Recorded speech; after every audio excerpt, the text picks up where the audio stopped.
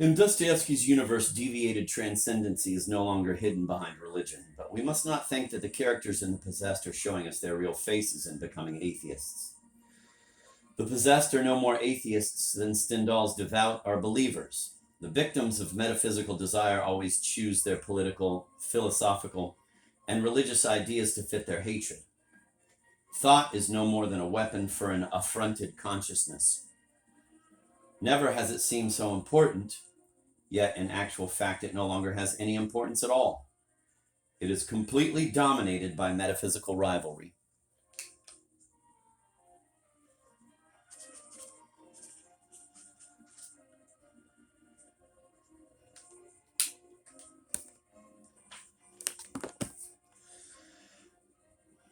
Ascesis for the sake of desire is an inevitable consequence of triangular desire. It can therefore be found in the work of all the novelists of that desire.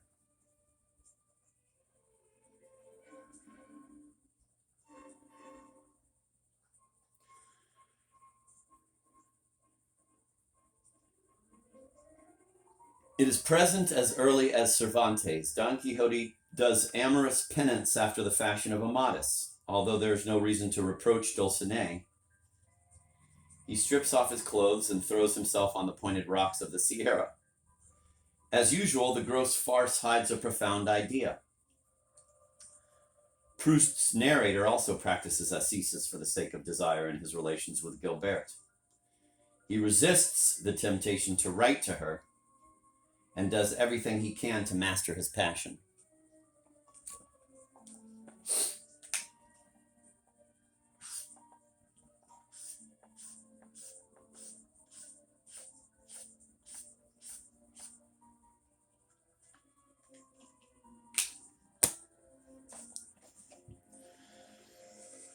Hegel's unhappy consciousness and Sartre's projet to be God are the outcome of a stubborn orientation toward the transcendent, of an inability to relinquish religious patterns of desire when history has outgrown them.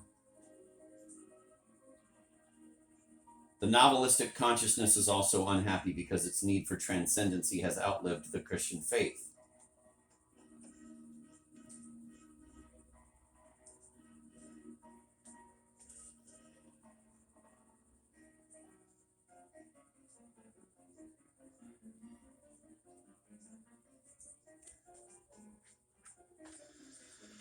But there the resemblances end. In the eyes of the novelist, modern man suffers not because he refuses to become fully and totally aware of his autonomy, but because that awareness, whether real or illusory, is for him intolerable. The need for transcendency seeks satisfaction in the human world and leads the hero into all sorts of madness. Stendhal and Proust, even though they are unbelievers, part company at this point with Sartre and Hegel to rejoin Cervantes and Dostoevsky.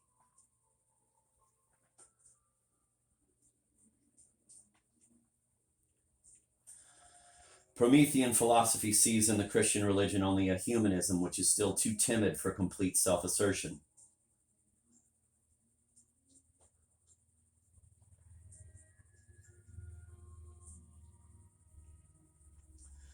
The novelist, regardless of whether he is a Christian, sees in the so-called modern humanism a subterranean metaphysics, which is incapable of recognizing its own nature.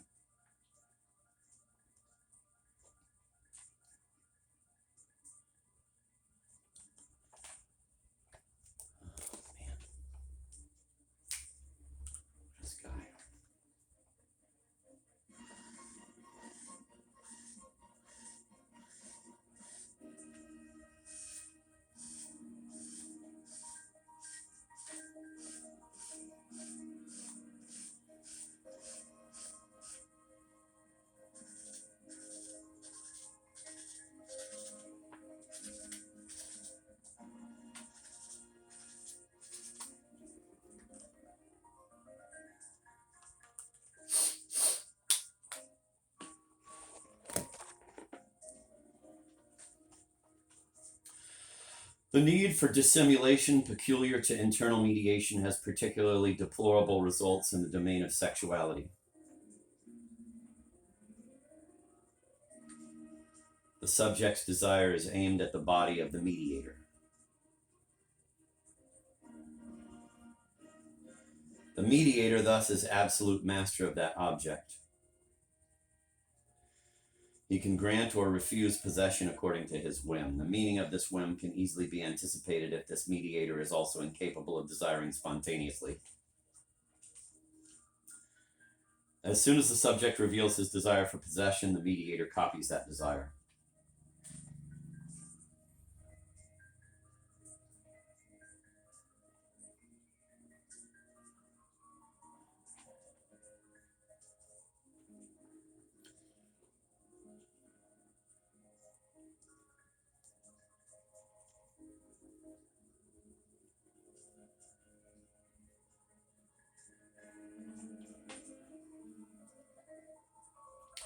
As soon as the subject reveals his desire for possession, the mediator copies that desire. He will desire his own body. In other words, he will accord it such value that to yield possession would appear scandalous to him.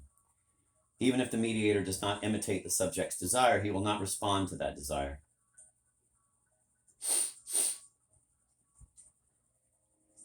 The victim of ontological sickness despises himself too much.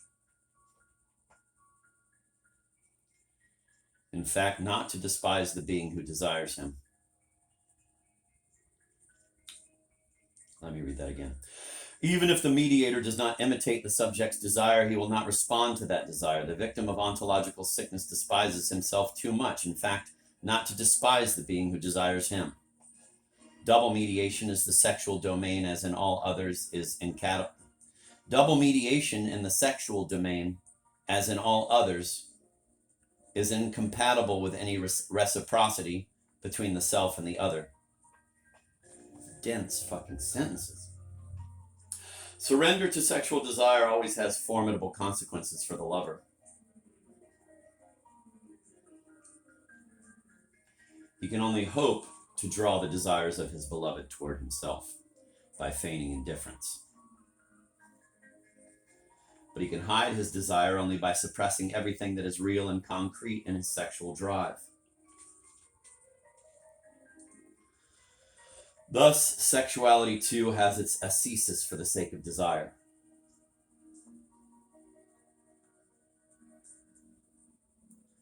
But the will never intervenes in erotic activity without danger. In Julian Sorrel, ascesis for the sake of desire still results from a free decision. As the mediator comes closer, the situation changes.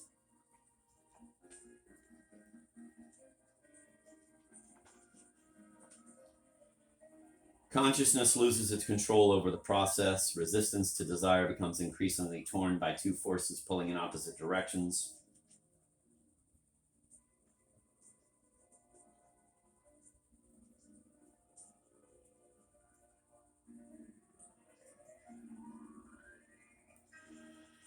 Resistance to desire becomes increasingly painful, but it no longer depends. Resistance to desire becomes increasingly painful, but it no longer depends on a voluntary decision. Torn by two forces pulling in opposite directions, the subject becomes prey to fascination.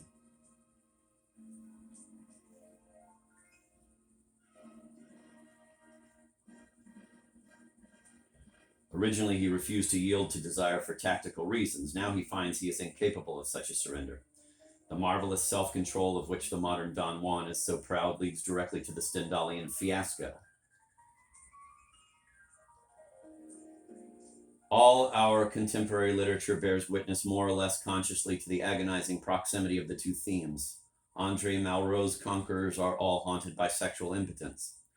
Ernest Hemingway's work would be more truthful if Jake, in The Sun Also Rises, instead of being a war cripple, simply presented the other side of those marvelously phlegmatic beings whose superb virility we admire in the other novels.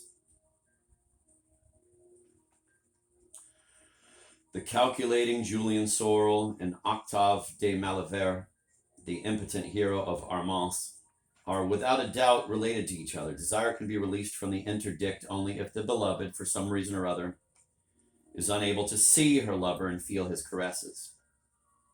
This lover need no longer fear that he may reveal to his beloved the humiliating spectacle of his own desire. Julian would like to destroy Mathilde's consciousness when she finally falls into his arms. Quote, "Ah, if only I could kiss these pale cheeks without your being aware," end of quote. Similar traits can be found in the work of later novelists. The only moment of pleasure enjoyed by Proust's narrator is when Albertine is asleep. For Dostoevsky's lovers, the homicidal act, which would close the eyes of the beloved and thus deliver her to them, not so much defenseless as without consciousness, is a perpetual temptation. By a revealing contradiction, the desiring subject ends up destroying this consciousness with which he cannot become one.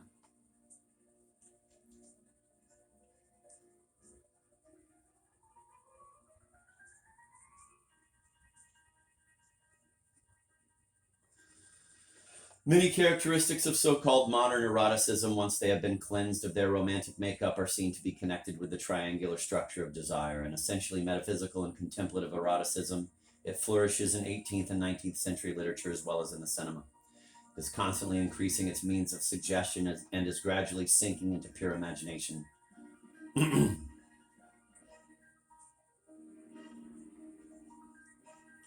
Once defined as an exaltation of the will, it has degenerated into onanism. This ultimate tendency is becoming increasingly obvious in certain contemporary neo-romantic works. Sexuality mirrors the whole of existence. Fascination is everywhere in our political, social, and private lives, but is never acknowledged. It tries to pass either for detachment or for its opposite, engagement. The paralytic likes to pretend that his immobility is of his own choice. We ought to study the sexual obsessions of contemporary literature. They will most certainly reveal a double inaptitude to communion and to solitude, which characterizes all the activities of the desiring subject as the paroxystic stage of internal mediation. Paralyzed by the mediator's observation, the hero tries to elude his gaze. From now on, his whole ambition is confined to looking without being seen. This is the theme of the voyeur, which has already assumed such importance in Proust and in Dostoevsky, and which becomes even more important in the so-called nouveau roman of contemporary fiction.